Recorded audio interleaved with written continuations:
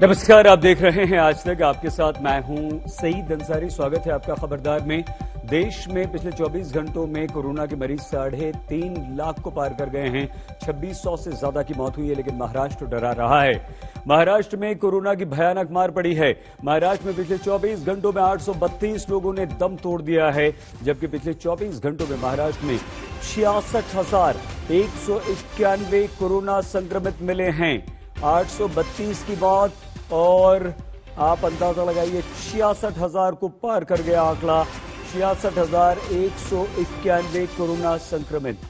एक दिन में 832 लोगों की मौत। यह आंकड़ा डराता है, ये आंकड़ा बहुत भयानक है। महाराष्ट्र में कोरोना की मार कम नहीं हो रही। महाराष्ट्र में सख्त पाबंदियां लगा दी गई हैं, लेकिन महाराष्ट्र में स्थिति दिन पर दिन बिगड़ती जा रही है और खतरनाक होती जा रही है।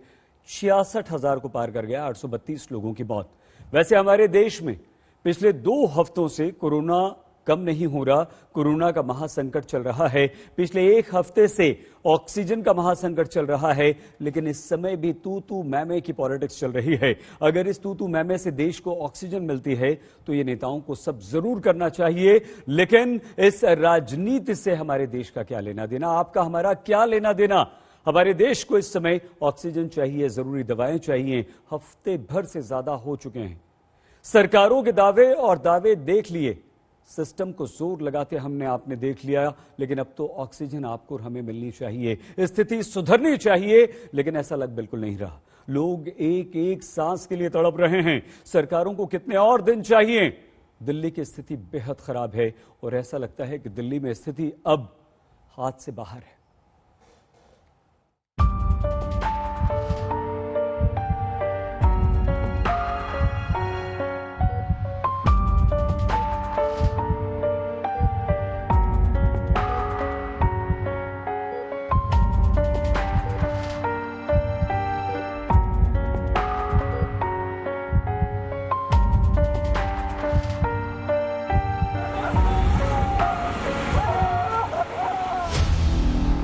इस तरह से एक एक सांस के लिए दिल्ली को लड़ते हुए 2-4 दिन नहीं, लगातार 7 दिन हो गए हैं। इतने दिन में कुछ तो सुधार आना चाहिए, लेकिन कुछ काम नहीं आ रहा।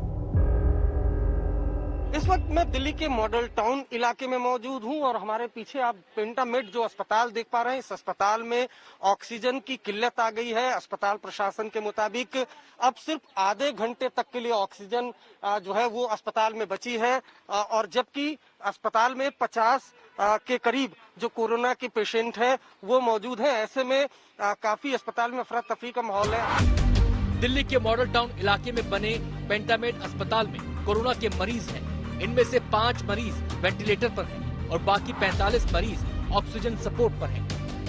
अस्पताल के मैनेजर दीपक सेठी और सीएमओ हैदर का कहना है कि उनके पास आधे घंटे से 40 मिनट का ऑक्सीजन बचा है। क्या छोटे अस्पताल, क्या बड़े अस्पताल, कब कहां ऑक्सीजन खत्म हो जाए कुछ पता नहीं। शनिवार की आधी रात को सरगंगाराम जैसे बड़े अस्पताल में हड़कंप मच गया, जब अस्पताल ने बताया कि सिर्फ 45 मिनट या 1 घंटे की ऑक्सीजन बची है। 24 घंटे के अंदर चौथी बार इस अस्पताल ने ऑक्सीजन खत्म होने का इमरजेंसी मैसेज दिया था। जैसे तैसे सुबह 4 साढ़े 4 बजे ऑक्सीजन पहुंचाई गई, जिससे अगले 11-12 घंटे का काम चलने की उम्मीद बनी। फिर दोपहर को दूसरा ऑक्सीजन टैंकर पहुंचा। सारे हॉस्पिटल के एडमिनिस्ट्रेटर, डॉक्टर्स, पेशेंट सब रो रहे थे कि पता नहीं क्या होगा। सारा अनसर्टेनिटी का एटमॉस्फेयर था और घंटों के हिसाब से हम ऑक्सीजन में जी रहे थे। तो उस तरीके से वो सिचुएशन बहुत अब नॉर्मल थी। वार लाइक सिचुएशन है। जब वार होता है, कभी सडन वार हो जाता है, तो ये सिचुएशन होती है।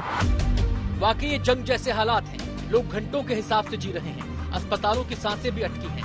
सब जोर लगा रहे हैं, लेकिन हालात कंट्रोल में नहीं आ रहे। दिल्ली को केंद्र सरकार से 490 टन ऑक्सीजन का कोटा मिला है, लेकिन ट्रांसपोर्टेशन में दिक्कतों से दिल्ली में 335 टन ही ऑक्सीजन पहुंच रही है, जबकि दिल्ली को इस वक्त 700 टन ऑक्सीजन की जरूरत है। ये दिल्ली जो ऑक्सीजन की कमी है, दिल्ली के अंदर ऑक्सीजन पहुंच नहीं रही है, जगह जगह से जो ऑक्सीजन आनी है, ये एक बहुत बड़ा कारण है जो ऑक्सीजन की कमी जगह जगह अस्पतालों में महसूस हो रही है। एक वो पोर्टल टाइप बनाया है और ऑर्डर जारी कर दिए गए हैं, जिसमें हर 2-2 घंटे में मैन्युफैक्चरर से लेके और अस्पताल तक, एंड यूज़र तक, हर एक को 2-2 घंटे के अंदर अपनी ऑक्सीजन की पोजीशन बतानी पड़ेगी। दोनों टीमें, केंद्र सरकार और दिल्ली सरकार, अच्छे से मिलके काम कर रही हैं और कोशिश की जा रही है कि जो भी सप्लाईज आने में दिक्कत हो रही है उन दिक्कतों को दूर किया जा सके। और मैं समझता हूं कि आने वाले कुछ दिनों के अंदर ये बहुत ज़्यादा अफरा तफरी का जो आलम है ये ठीक हो जाना चाहिए। दिल्ली में ऑक्सीजन के संकट पर राजनीति भी हो रही है, एक दूसरे पर उंगलियां उठाई जा रही हैं, लेकिन उस राजनीति से इस वक्त लोगों का क्या लेना देना। ऐसे संकट को हफ्ते भर से ज्यादा हो चुका है। अब और कितने दिन चाहिए ये सरकारों को सोचना होगा, क्योंकि यहाँ तो एक एक सांस पर आफत है। देर शाम पूर्वी दिल्ली के श्री राम हॉस्पिटल का इमरजेंसी मैसेज आया कि उनके पास आधे घंटे की ऑक्सीजन ही बची है। 16 मरीज आईसीयू में हैं, सबकी जान खतरे में है। हमारे पास आधे से 1 घंटे की ऑक्सीजन बची है। मेरे पास 16 पेशेंट आईसीयू में हैं, 36 पेशेंट वार्ड में हैं जो ऑक्सीजन डिपेंडेंट हैं। मेरे को ऑक्सीजन की बहुत जरूरत है। मैं सुबह 4:30 बजे से ऑक्सीजन अरेंज करने की कोशिश कर रहा हूं। मेरी एक गाड़ी भवाना में है, एक गाड़ी नोएडा में है, एक फरीदाबाद में और एक ग्रेटर नोएडा में है। मुझे कहीं से ऑक्सीजन की व्यवस्था नहीं हुई। ऐसे हालात में तो कोई भी अनहोनी कभी भी हो जाएगी, और ये दिल्ली के कई अस्पतालों में पिछले कुछ दिनों में हो भी चुका है, जब ऑक्सीजन के संकट में अस्पताल में भर्ती मरीजों की जान गई। अस्पतालों ने भी हाथ खड़े कर दिए हैं कि नए मरीज भर्ती नहीं करेंगे, और ऑक्सीजन की इस तरह से घंटों के हिसाब से सप्लाई होगी तो भर्ती मरीज भी डिस्चार्ज कर देंगे। दिल्ली से अरविंद ओझा के साथ आज तक ब्यूरो। हमारे देश की क्या स्थिति हो गई है, क्या हालत हो गई है। हमारा पूरा देश ऑक्सीजन के लिए लाइन लगाकर खड़ा हुआ है। अस्पतालों में घंटों के हिसाब से सांसें चल रही हैं। जरूरी दवाओं के लिए लोग दर दर भटक रहे हैं। अगर कुछ दिन की बात होती तो आप और हम सब्र भी कर लेते, लेकिन ऐसा कब तक चलेगा किसी को नहीं मालूम। हफ्ते भर से हर रोज सिर्फ एक ही तस्वीर दिख रही है। दिल्ली हो, लखनऊ, भोपाल, जयपुर, इंदौर, कहीं भी स्थिति में कोई सुधार नहीं दिख रहा।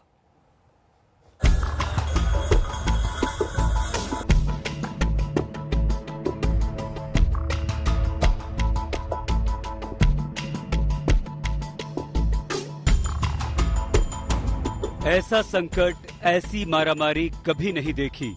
ऑक्सीजन के खाली सिलेंडर, लोग पर लोग, लाइनें खत्म ही नहीं हो रही हैं। लखनऊ में पिछले कई दिनों से यही हाल है कि ये लंबी लाइनें लगी हैं, और ये कोई 100-200 का नहीं, मुझे लगता है कि करीब 1000 सिलेंडर की लाइन यहाँ पर लगी हुई है। और अब आप सोचिए कि 24 के जो सेट है उसमें ये ऑक्सीजन सप्लाई हो रही है, यानी 48 से 50 मिनट, 1 घंटे के अंतराल में 24 सिलेंडर निकलेंगे। तो जाहिर है कि ये लाइनें लंबी होनी ही होनी है। और यहाँ पे जो लोग हैं वो बहुत दूर तक इसी तरीके से अपने बड़े बड़े जंबो सिलेंडर्स लेकर के आए हैं। सर मॉर्निंग में 7 AM से 7 बजे से कहाँ पे है एडमिट आपके? कौन है? सर एक्चुअली एडमिट नहीं है, वो मतलब मेरे फ्रेंड के फादर हैं, उनकी सीरियस कंडीशन है तो इसलिए ऑक्सीजन लेने आए। कहाँ पे एडमिट नहीं है सर, एडमिट करने के लिए गए, लेकिन वहाँ पे कोई मतलब बेड ही नहीं है। ये सिलेंडर खरीदा है? कहाँ से खरीदा? ये सिलेंडर खरीद के रिफिल कितनी देर में हो रहा है यहाँ पर? सर यहाँ तो हम 10 बजे से खड़े हैं, तो महगलगंज से आए हैं sir. Mahgalganj Lakhimpur? Yes sir. Sir भराने आए 2 सिलेंडर लेकर हम। मेरे यहाँ फूफा की मेरी बहुत कंडीशन बहुत वो है सर, बहुत भराने आए सर। यहाँ 4 घंटे से खड़े हैं, 15 सिलेंडर अब अंदर गए सर यहाँ पर। घंटों नहीं, ये रात दिन का इंतजार है। लोग लाइनों में शिफ्ट लगाकर खड़े हैं। परिवार का दूसरा व्यक्ति आता है, लाइन में लगता है तो पहला घर चला जाता है। कल सुबह नंबर आएगा सर। सुबह नंबर आएगा जी। ये आप जानते हैं कि सुबह नंबर आएगा जी। उसके लिए तैयार होकर आए जी। 2 लोग आए हैं। हाँ। हम 2 बजे रुकेंगे, उसके बाद ये रुकेंगे। ये आप रात में 2 बजे तक रुकेंगे? हाँ, उसके बाद ये रुकेंगे वैसे। ये रुकेंगे? हाँ। एक तरह से शिफ्ट चल रही है, जैसे नौकरी में शिफ्ट होती है, ऐसे शिफ्ट यहाँ पर ऑक्सीजन लेने के लिए चल रही है।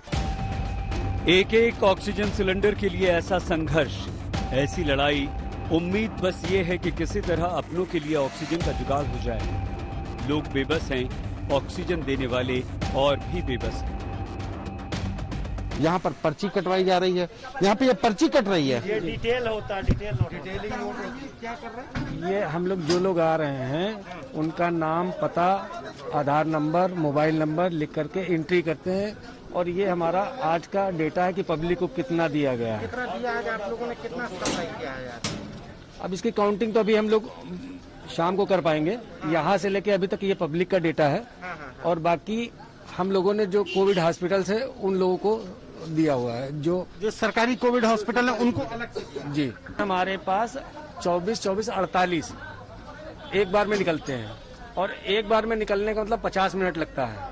50 मिनट का मतलब हुआ कि 1 घंटा। 50 मिनट में 24 सिलेंडर, 48 सिलेंडर जी, 24 कोविड वालों के लिए और 24 पब्लिक के लिए हम लोगों ने खोल रखा है।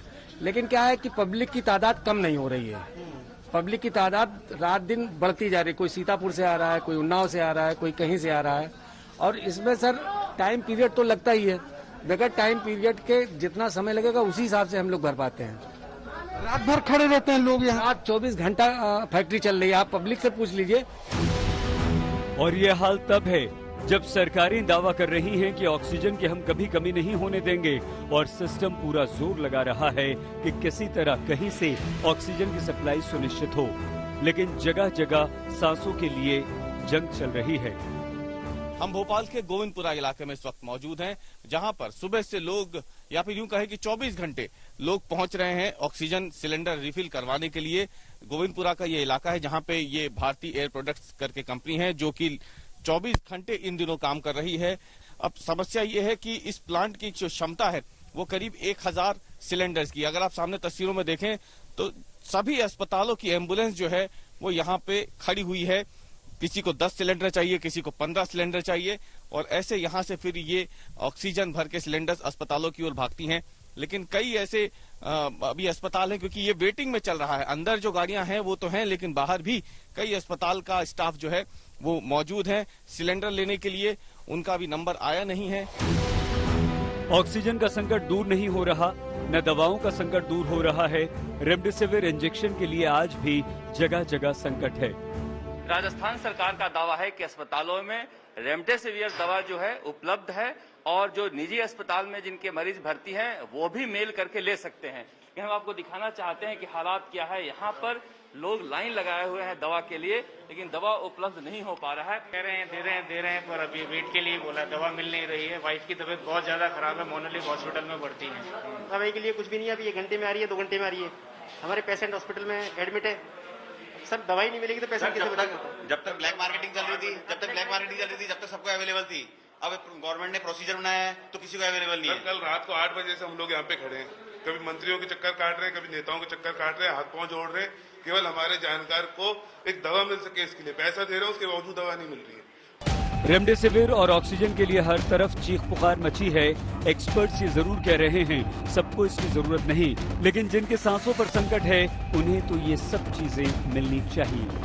लखनऊ से संतोष कुमार और भोपाल से रवीश पाल सिंह के साथ आज तक ब्यूरो। कोरोना के अटैक से जब हमारे देश में ऐसे अफरा तफरी का माहौल है तो हेल्थ सिस्टम और ज्यादा दबाव में आ रहा है। एम्स के निदेशक डॉक्टर रणदीप गुलेरिया समेत देश के 4 बड़े डॉक्टर्स ने एक साथ वर्चुअल मीडियम से आज देश के सामने आकर इस संकट के लिए लड़ने के लिए लोगों को कई महत्वपूर्ण सलाह दी। ये देश के बड़े बड़े डॉक्टर्स हैं और इनकी बातें कोरोना से आपकी हमारी लड़ाई में बहुत काम की है। कोरोना से बचाव करना हो या कोरोना से पीड़ित हो जाने की स्थिति हो, हमारा उचित रिस्पांस क्या होना चाहिए, ये आपको हमें सबको जानना बेहद जरूरी है। तो ये हम पूरे आंकड़े अगर हम देखें तो इससे ये बात साबित होती है कि हमें कोई घबराने वाली जरूरत नहीं है, पैनिक की जरूरत नहीं है। और अगर हम सब के सब अगर ये देखें कि हमारी रिपोर्ट पॉजिटिव आ गई और हम एकदम एडमिट हो जाएं या एकदम ऑक्सीजन शुरू कर दें तो ये बहुत गलत धारणा है और इससे अननेसेसरी ऑक्सीजन की शॉर्टेज हो जाएगी। इसलिए सबसे पहले तो मैं यही कहना चाहूंगा कि हम ये समझें कि ये माइल्ड बीमारी है, सिर्फ 10 से 15% में सिवियर हो सकती है। दूसरी चीज ये समझना चाहिए कि जो हम बात करते हैं इंजेक्शन की, रेमडेसिविर की, वो इंजेक्शन जो है अगर हम WHO की ट्रायल की बात करें, सॉलिडारिटी ट्रायल ने, वो एक नेगेटिव स्टडी थी। उस ट्रायल ने ये शो किया कि रेमडेसिविर से ना आपकी जान बचती है ना आपकी हॉस्पिटल स्टे कम होती है। अगर आपकी सैचुरेशन 95, 94, 97 है, ऑक्सीजन की कोई जरूरत नहीं है। अगर आपको लगे कि सांस की तकलीफ है, चेस्ट में कंस्ट्रिक्शन हो रही है, तो डीप ब्रीदिंग एक्सरसाइज करें, पेट के बल लेट सकते हैं, उससे भी आपकी सैचुरेशन बढ़ जाएगी। लेकिन पैनिक करने की कोई जरूरत नहीं है और एकदम ऑक्सीजन लगाने की जरूरत नहीं है। जैसे ही आपका RT-PCR पॉजिटिव आता है मेरे एडवाइस ये है कि अपने लोकल डॉक्टर जिससे आपको ऑलरेडी संपर्क है उससे आप कंसल्ट करें। तो मेजॉरिटी मतलब 90% से ऊपर ही लोग जो हैं वो घर पे ही ठीक हो जाएंगे जिनकी दवाइयां उचित टाइम पे उचित दवाई दी जाएगी। ऑक्सीजन का तो आप डॉक्टर साहब ने बताया ऑलरेडी, पर ये बात सोचने की है कि क्या क्या चीजें आप कर सकते हैं। जैसे योगा का जो अनुलोम विलोम एक्सरसाइज है वो बहुत ही इफेक्टिव होती है हमारे लंग्स को एक्सपैंड करने में, और क्योंकि आप जब लंबा सांस लेके रोकते हो तो ऑक्सीजन की एक्सचेंज भी ज्यादा होती है ब्लड के साथ। तो आप देखेंगे कि अपनी लंग्स की हेल्थ को ठीक रखना है, और अगर जो टेंडेंसी कोई हो तो वो जो प्रोन पोजीशन में बताया वो होना जरूरी है। वैक्सीन के बारे में गलत गलत धारणाएं बनी थी कि वैक्सीन से इन्फेक्शन हो सकता है, वैक्सीन का साइड इफेक्ट हमें मालूम नहीं है, वैक्सीन के बारे में कहीं ऐसा ना हो बाद में कुछ कैंसर्स होने लगे, और ये वो कई तरह की तमाम बातें की गई वैक्सीन को लेकर भी। तो वैक्सीन को अपनाया नहीं, वैक्सीन को जरा खुली बाहों से और खुले मन से अपनाइए, इसके बारे में पॉजिटिव रहिए। इसमें सरकार आपके स्वास्थ्य की ध्यान रखती है। हमने जो ऐप बनाया है या जो हमने वो बनाया है, अपना सॉफ्टवेयर बनाया है, उसमें सभी तरह की आपकी जितनी भी समस्याएं होती हैं वैक्सीन को लेकर के वो सारी रिकॉर्ड की जाती हैं, और उसमें ये पाया गया है कि कोई भी सीरियस साइड इफेक्ट बहुत ज्यादा मात्रा में नहीं है, बल्कि एक तरह से नेग्लिजिबल है। तो वो एक सेफ वैक्सीन आपको दी जा रही है, तो उसको अपनाना चाहिए। दवाइयां देखिए, दवाइयां तो अवेलेबल हैं, लेकिन दवाई उसी को देनी है जिसको जरूरत है। इस दवाई में सबसे बड़ी लड़ाई है जब आपका 6 और 8वें दिन के बीच में सैचुरेशन कम होती है, उसी टाइम आपकी सबसे इंपॉर्टेंट दवाई स्टेरॉइड होते हैं।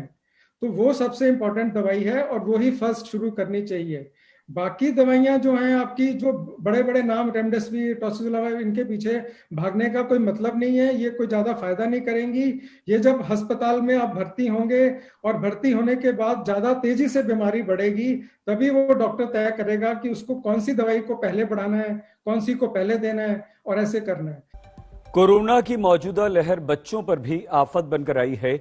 बच्चे इस बार बड़ी तादाद में कोरोना पीड़ित हुए हैं और हो रहे हैं। आखिर बच्चों को कोरोना से कैसे बचाया जाए? आज हमने डॉक्टर्स के एक बड़े पैनल से बच्चों को कोरोना से बचाने पर बातचीत की है। आप उस बातचीत का यह हिस्सा अवश्य देखें। तो लैंसेट की एक रिपोर्ट पिछली बार आई थी कि बच्चे जो हैं वो ज्यादा प्रभावित नहीं है। 1% बच्चों पर अगर असर हो रहा है तो मृत्यु दर उससे काफी कम है बड़ों के मुकाबले, जो कि 10% था। इस रिपोर्ट पर आपने हमने भरोसा करते हुए इस बार क्या थोड़ी सी लापरवाही कर दी है? और डॉक्टर भटनागर, क्या इस बार बच्चों के लिए भी ये कोरोना उतना ही घातक है जितना आपके हमारे लिए बुजुर्गों के लिए? नमस्कार आज तक के सारे सुनने वालों के लिए। देखिए, ये बात सच है कि इस वेव में पीडियाट्रिक पॉपुलेशन यानी कि बच्चों में कोरोना का इन्वॉल्वमेंट बहुत ज्यादा हुआ है। इसमें कोई अचरज की बात नहीं है, क्योंकि इस समय में और जनरली भी सारे लोगों को ज्यादा हुआ है, इन्वॉल्वमेंट हुआ है। तो एज सच पॉपुलेशन का पार्ट है बच्चे भी, और ज्यादा इन्वॉल्वमेंट होना बहुत ही नेचुरल था।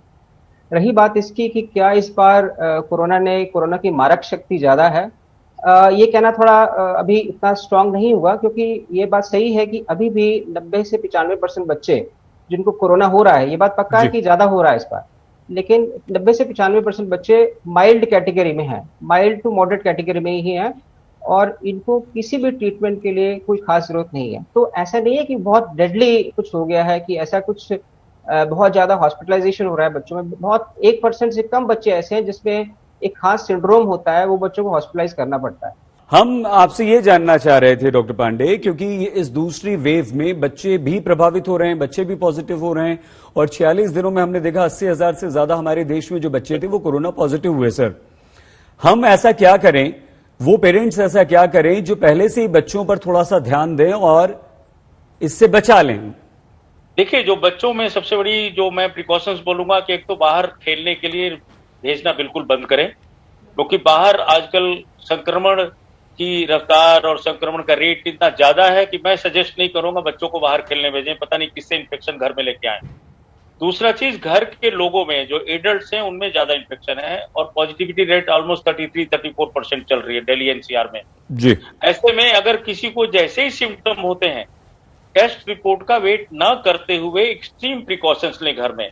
नॉर्मल जो कपड़े का मास्क पहन रहे हैं उससे कोई प्रोटेक्शन नहीं हो रही मेरी नजर में। जिसको भी ये सिम्टम्स हो रहे हैं तुरंत N95 मास्क घर में पहनना शुरू करें, क्योंकि देखिए बच्चे को आप उम्मीद करें कि बच्चा प्रॉपरली मास्क पहनेगा और अपने को बचा पाएगा, ये पॉसिबल नहीं है। लेकिन बड़े लोग कम से कम अपने बच्चे को बचाने के लिए N95 मास्क या सर्जिकल मास्क तो कम से कम घर में यूज कर ही सकते। जैसे ही उनको कोल्ड हो, फीवर हो या कोई ऐसे सिम्टम्स, बॉडी एक हो, लिथार्जी हो, किसी के कंटेक्ट में आए, क्योंकि देखिए सिम्टम्स आएंगे 4-5 दिन में, फिर जांच कराएंगे 3-4 दिन और लग जाएंगे, तब तक बच्चा आपका एक्सपोज हो चुका। तो जैसे ही किसी का गला खराब होता है, हल्का फीवर होता है, हल्का कोई प्रॉब्लम हो रही है, सावधानी एक्सट्रीम लेवल की बरतना शुरू करें। दूसरी सावधानी जो मैं कहूंगा, बच्चे जैसे ही सिक होते हैं वो खाना पीना छोड़ देते हैं, सुस्त पड़ जाते हैं। तो ये ध्यान रखें कि उनका वाटर इंटेक, खासतौर से लिक्विड इंटेक जो भी है, लिक्विड डाइट कुछ न कुछ वो खाते पीते रहें। रफली 100 ml पर डे के हिसाब से, 100 to 150 ml पर केजी के हिसाब से, क्योंकि आजकल पसीना भी निकल रहा है, तो वो खाने लग जाएं। भले वो चावल का माड़ हो, ORS हो, सिकंजी हो, जूस हो, कोई भी एरेटेड ड्रिंक्स ना पिए, जैसे कैंपा लिम्का वगैरह नहीं पीना चाहिए। तो ये प्रिकॉशंस। और बच्चा अगर कोई ऐसे सिम्टम्स आते हैं, मैं एक और मेंशन करना चाहूंगा, बच्चों में कुछ एब्नॉर्मल सिम्टम्स मैं देख रहा हूं, जैसे आंख में रेडनेस आ जाती है। गैस्ट्रोइंटेस्टाइनल सिम्टम्स तो आपने मेंशन किया है, लेकिन आंख के अंदर रेडनेस भी बच्चों में आ रही है और बच्चों में इसलिए खाते कि चोरी उनको महसूस होती, बच्चा दिन भर सोता रहता है। माँ और पेरेंट्स आपको बता देंगे कि भाई खा पी नहीं रहा ठीक से, बाकी तो ठीक लग रहा है डॉक्टर साहब, लेकिन सुस्त बहुत ज्यादा हो गया, खा पी नहीं रहा है। आंखें जब आप चेक करेंगे वीडियो कंसल्टेशन में दिखता है आंख जो है उसकी लाल हो रही है, आंखों में रेडनेस आ रही है। तो ये कुछ सिम्टम्स हैं जिसमें बचाने की जरूरत है।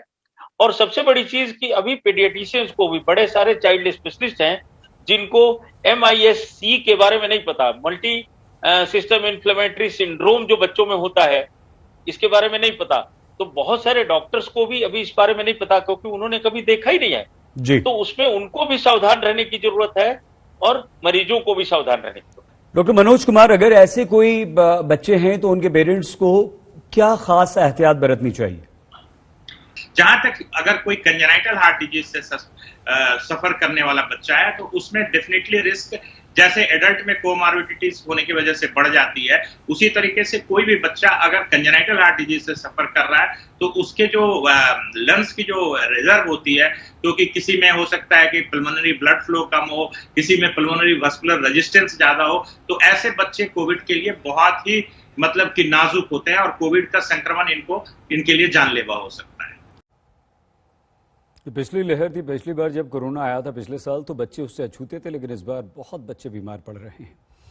1 मई से हमारे देश में 18 साल से ऊपर के उम्र वालों के लिए वैक्सीनेशन का प्रोग्राम शुरू हो रहा है, लेकिन छत्तीसगढ़, राजस्थान, पंजाब और झारखंड ने मोदी सरकार की प्लानिंग और नीयत पर सवाल खड़े कर दिए। कांग्रेस ने पार्टी के स्तर से कहा कि 1 मई से शुरू हो रही वैक्सीन नीति दोनों वैक्सीन निर्माताओं को मुनाफाखोरी का मौका दे रही है। उधर 45 साल से ऊपर उम्र वालों के लिए चल रहे वैक्सीनेशन प्लान पर भी राजनीतिक खींचतान जबरदस्त मची हुई है।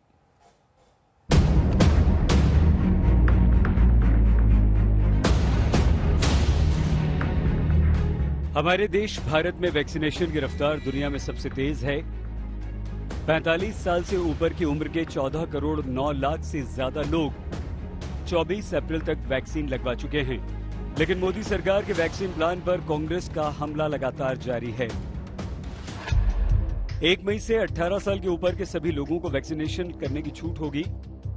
इस आयु वर्ग के लिए सीधे वैक्सीन निर्माताओं से राज्यों और निजी अस्पतालों को वैक्सीन खरीदनी होगी। लेकिन कांग्रेस शासित पंजाब, छत्तीसगढ़, राजस्थान और जेएमएम कांग्रेस गठबंधन वाले राज्य झारखंड के स्वास्थ्य मंत्रियों ने साझा वर्चुअल प्रेस कॉन्फ्रेंस कर 1 मई से 18 से 45 उम्र वालों के वैक्सीनेशन प्लान पर संदेह जता दिया। उनके 3 मुद्दे हैं। पहला, इन राज्यों का दावा है कि वैक्सीन निर्माताओं के पास पर्याप्त स्टॉक नहीं है, और दूसरा, इन राज्यों का ये कहना है कि वैक्सीन निर्माताओं ने राज्यों के लिए जो कीमत तय की है वो भेदभाव वाली है। और तीसरा, केंद्र को 18 से 45 आयु वर्ग के लिए भी मुफ्त वैक्सीन राज्यों को देनी चाहिए। दुर्भाग्य से अपेक्षाकृत सहयोग जो केंद्र सरकार का मिलना चाहिए, वो ऐसा लग रहा है कि इस बार सामने नहीं आ रहा। विशेष करके वैक्सीनेशन को अगर देखें, ये एक तुगलकी सा निर्णय लिया गया कि अब केंद्र सरकार वैक्सीनेशन उपलब्ध नहीं कराएगी, अब राज्य अपने से खरीदी करके नागरिकों को लगाएं। और उतना ही नहीं, रेट अलग अलग। अब इतनी भ्रांतियां कीमतों को लेके है, एक वन नेशन वन प्राइस, अगर ये बात भी इंश्योर की जानी चाहिए भारत सरकार के द्वारा। हमने फिर भी पता किया कि 1 मई से जब प्रधानमंत्री जी ने घोषणा कर दी तो राज्य में वैक्सीनेट करने का दौर शुरू करना है हमको। तो सीरम इंस्टीट्यूट से हमारे अधिकारियों ने बात की, उन्होंने ये कहा कि भारत सरकार ने जो पहले के हमको ऑर्डर्स दे रखे हैं, 15 मई तक तो हम उन ऑर्डर्स को ही पूरा नहीं कर पाएंगे, आपको वैक्सीन कहां से दें। लेकिन जब वैक्सीनेशन सप्लाई हो तभी हम उसको लगाएंगे, तो हमारी जो फोर्स है वो भी खाली रहती है।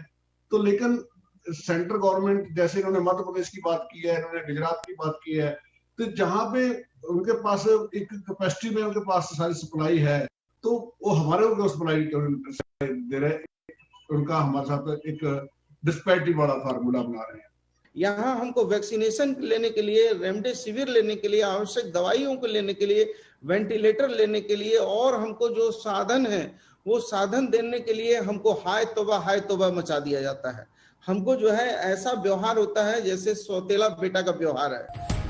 केंद्र और राज्यों के लिए वैक्सीन की अलग अलग कीमतों के खिलाफ कांग्रेस अध्यक्ष सोनिया गांधी ने प्रधानमंत्री नरेंद्र मोदी को पिछले हफ्ते ही चिट्ठी लिखी थी।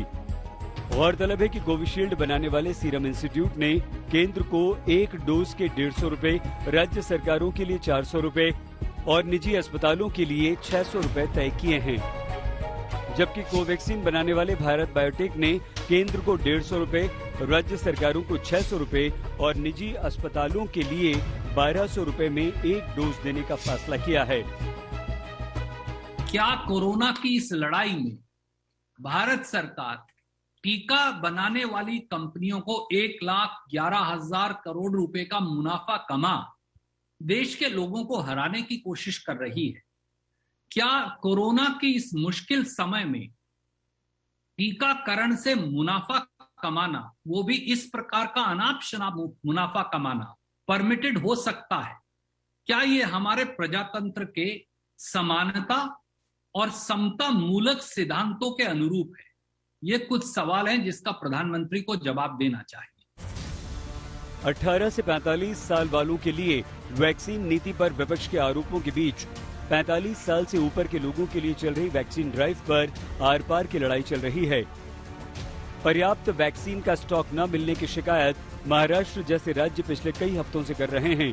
रविवार को भी बीएमसी ने दावा किया कि 73 में से 37 वैक्सीन सेंटर ही ऑपरेशनल रह सके क्योंकि यहां वैक्सीन उपलब्ध नहीं है। हालांकि मुंबई के सबसे बड़े वैक्सीन सेंटर बीकेसी के बाहर जमा हुए लोग खुद बीकेसी की व्यवस्था पर सवाल उठाते हुए नजर आए। तो वैक्सीन मिलता नहीं है। कल भी हम लोग आके चले गए शाम में। अच्छा। और आज भी आए, आज भी सुबह ये लोग बोल रहे हैं कि वैक्सीन बिल्कुल नहीं है करके। और प्राइवेट में दुनिया भर का वैक्सीन दिया हुआ है। तो they are telling to go to the private hospital and take the vaccine. From where will bring the money? पैसा कहाँ से लेके आएगा? 1200 रुपया हम लोग। 2 बार आया, बोला मिलेगा पर नहीं मिल रहा है। प्रॉब्लम हो रहा है। अभी घड़ी कैसा लेके आएगा इतना लंबे से? 45 से अधिक उम्र वालों को वैक्सीनेशन ड्राइव में आई ये परेशानियां राज्य की हों या केंद्र के कारण से हों, लेकिन परेशानी तो जरूर आई है। हालांकि रविवार को प्रधानमंत्री नरेंद्र मोदी ने राज्यों से कहा है कि वो अपने लोगों को ज्यादा से ज्यादा वैक्सीन उपलब्ध कराने की कोशिश करें। 1 मई से देश में 18 साल के ऊपर के हर व्यक्ति के लिए वैक्सीन उपलब्ध होने वाली है। अब देश का कॉरपोरेट सेक्टर, कंपनियां भी अपने कर्मचारियों को वैक्सीन लगाने के अभियान में भागीदारी निभा पाएगी।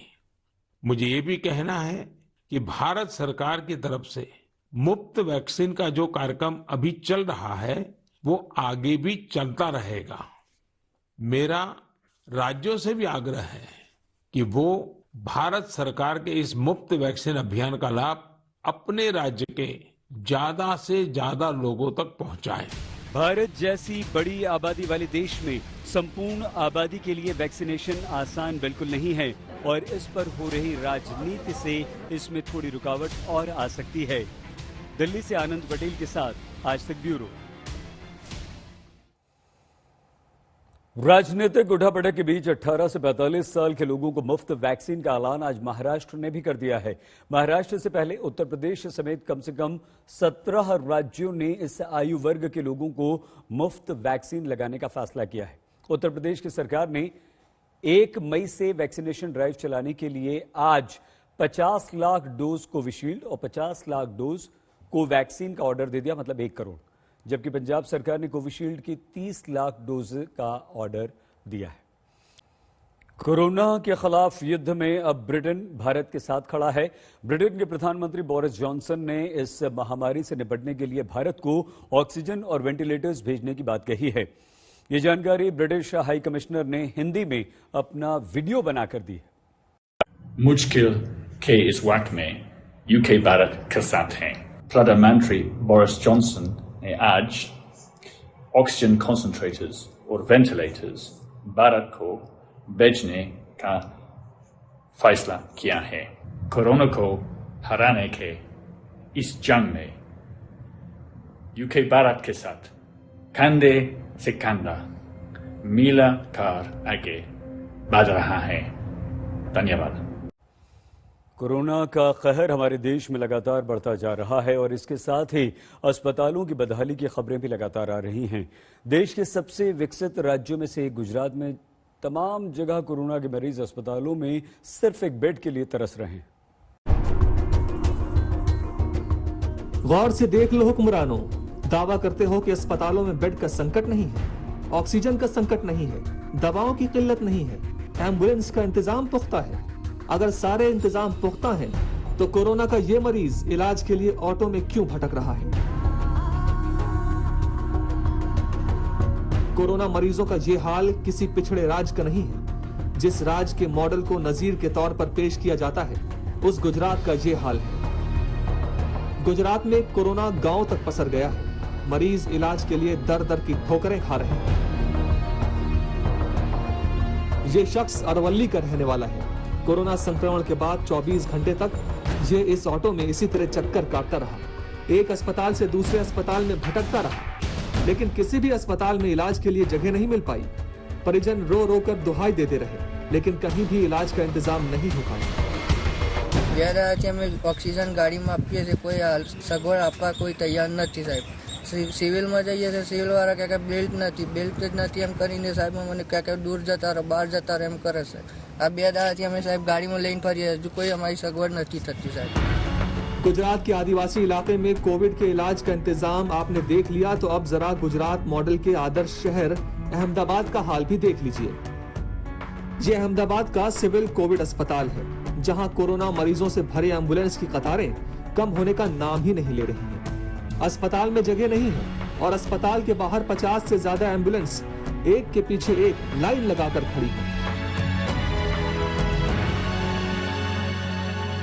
अहमदाबाद की 1200 बेड कोविड अस्पताल के बाहर ये आज तीसरा दिन है और लगातार जो लाइनें हैं वो इसी तरीके से लगी हुई है। ये एम्बुलेंस की एक लंबी कतार लगी हुई है जो हर रोज यहाँ पे खत्म होने का नाम नहीं ले रही है। आप देख सकते हैं कि कम से कम 50 से ज्यादा एम्बुलेंस इस वक्त यहाँ पे कतार से खड़ी हुई है। आपको दिखाते हैं कि लगातार लाइन से यहाँ पे एम्बुलेंस जो है वो लगी हुई है। मरीज जो है उनको लाना यहाँ पे जारी है और हालात ये है कि अहमदाबाद शहर के ज्यादातर प्राइवेट अस्पताल जो है वो पूरी तरीके से फुल हो चुके हैं। वैसे में अब जो एम्बुलेंस है, एम्बुलेंस भी 7-7, 8-8 घंटे पे लोगों के पास पहुंच रही है, तो एम्बुलेंस के लिए भी लोगों को काफी दिक्कतों का सामना करना पड़ रहा है। तो आपको दिखाते हैं कि जो मरीज है, मरीज को अंदर ही सारी ट्रीटमेंट दी जा रही है ताकि कम से कम जब तक उनको अस्पताल में बेड मिले वो ठीक रहे, उनका जो ऑक्सीजन है वो ऑक्सीजन लेवल यहाँ पे बना रहे।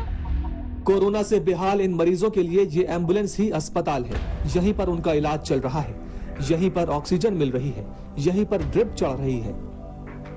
गर्मी बहुत है तो लोग हाथों से पंखा झल रहे हैं। पूरा इलाज राम भरोसे है। जो हमारी कोविड केयर फैसिलिटी है, जिसके अंदर ये 1200 बेड है, 450 बेड हमारे मंजूश्री बेड में, और बाकी सारी हॉस्पिटल को मिला के जो करीबन 2400 बेड इस मेडिसिटी कैंपस में है, वो सारे के सारे बेड फुल है। अभी फिलहाल ऐसी परिस्थिति है कि दर्दी को दाखिल करने के लिए जितने दर्दी छुट्टी लेके घर जाते हैं उतने बेड वैकेंट होते हैं, और वहां पर ये जो नए दर्दी आ रहे हैं उनको लिया जा रहा है। और ये देखिए, गुजरात में अस्पताल और इलाज का खेल। यहाँ तोरण द्वार पर एक तरफ प्रधानमंत्री नरेंद्र मोदी की तस्वीर है, तो दूसरी तरफ मुस्कुराते हुए गृह मंत्री अमित शाह की तस्वीर। इबारत लिखी है, गुजरात फाइट्स कोरोना। 2 दिन पहले गृह मंत्री अमित शाह ने अहमदाबाद के GMDC ग्राउंड में बने इस 900 बेड के अस्पताल का उद्घाटन किया था। दावा किया गया था कि 24 अप्रैल से यह अस्पताल शुरू हो जाएगा। हॉस्पिटल कब स्टार्ट होगी, बस एक स्टैंडर्ड रीजन बता रहे, टेक्निकल प्रॉब्लम है, लेकिन वो टेक्निकल प्रॉब्लम क्या है वो किसी को नहीं पता। गृह मंत्री अमित शाह ने आके रिबन काटा, उनको भी नहीं पता कि हॉस्पिटल चलेगा कैसे। बेड लगाने से हॉस्पिटल नहीं चलता। ये तो ऐसा हुआ बिना फाटक की रेलवे लाइन, बिना डॉक्टर का हॉस्पिटल। अहमदाबाद के तमाम अस्पताल मरीजों से भरे हैं। बड़ी आस लेकर लोग इस नए अस्पताल में आ रहे हैं, लेकिन उन्हें यहाँ मायूसी के सिवा कुछ नहीं मिल रहा। कल हमको ऐसा जवाब दिया कि 9 बजे आना, तुम 9 बजे आज आए, कल आए थे, आज भी आए हम, तो कोई हम यहाँ कोई जवाब देने वाला नहीं है। आओ के ना आओ के क्या है क्या नहीं है, कोई ऐसे ये नहीं है। हालांकि आज दोपहर बाद खबर आई कि 900 बेड के इस कोविड अस्पताल में इलाज शुरू हो गया है। कोरोना संक्रमण काल में गुजरात में जहां सरकारी अव्यवस्था साफ नजर आ रही है, वहीं कुछ ऐसे लोग भी हैं जो मिसाल कायम कर रहे हैं। सूरत की दीक्षिता वाघानी 108 एम्बुलेंस में EMT के तौर पर काम कर रही हैं। 7 महीने का उनका बेटा है, लेकिन वो कोरोना मरीजों के इलाज के लिए दिन रात एक कर रही हैं। सूरत से संजय सिंह राठौर और अहमदाबाद से गोपी घांगर के साथ आज तक ब्यूरो।